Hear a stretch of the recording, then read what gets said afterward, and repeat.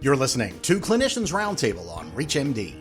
On this episode, we'll hear from Dr. Reid Ness, who will be discussing updates from the NCCN Guidelines for colorectal cancer screening, focusing on screening recommendations for patients at average and increased risk. Dr. Ness is an associate professor of medicine at Vanderbilt University Medical Center in Nashville, Tennessee, faculty with the Vanderbilt Ingram Cancer Center, and the chairman of the committee that developed the Colorectal Cancer Screening Guidelines. Here he is now. According to all current guidelines for colorectal cancer screening, individuals at risk for colorectal cancer should begin screening at age 45 and continue through age 75, assuming a life expectancy of at least 10 years. The guidelines also advise for individualized decisions for those aged 76 to 85. So what does this mean? The guidelines previously recommended the beginning of screening for colorectal cancer at age 50. In the past 5 years, all guidelines have lowered to age 45 as the starting age based upon the results of modeling studies that show increased effectiveness and cost effectiveness by beginning screening at age 45. This also is prompted by the well-publicized increase in colorectal cancer incidence occurring in those patients less than age 50.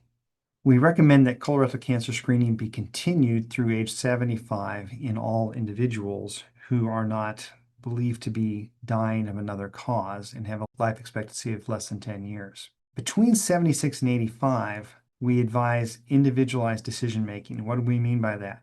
Well, a patient who has had, let's say, 3 previous colonoscopies that were negative, age 50, 60, and 70, probably that person has declared themselves not a polyp producer and their risk of colorectal cancer is very, very low.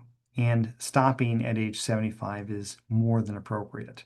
On the other hand, a patient who has had repeated colonoscopies with multiple polyps or multiple large polyps, perhaps we want to continue screening for that patient into their late 70s and early 80s. The guidelines do say that adults under 45 years of age with alarm symptoms should not be dismissed, especially given the rising incidence of colorectal cancer in patients before the age of 50. To be honest, these symptoms shouldn't be dismissed in any person.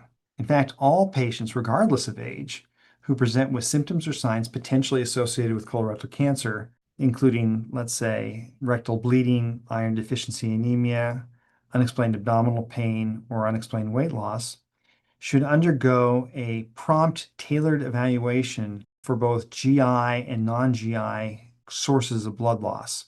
When it comes to increased risk groups, the update expands colorectal cancer screening guidance to survivors of childhood, adolescent, and young adult cancers, particularly those exposed to chemotherapy or radiation. We now recommend colonoscopy starting at age 35 or 10 years after treatment, whichever occurs last, for those previously treated with chemotherapy. Unfortunately, many times in saving our patients from other cancers, we put them at risk for cancers in other areas of the body. The change in these guidelines really was made to better reflect current data. Furthermore, patients who have had radiation therapy involving the abdominal pelvic field, we should have colonoscopy starting at age 30 or 5 years after the last treatment, whichever occurs last. They then should be surveyed every 5 years, similar to the patients who've previously had chemotherapy because of their increased risk of colorectal cancer.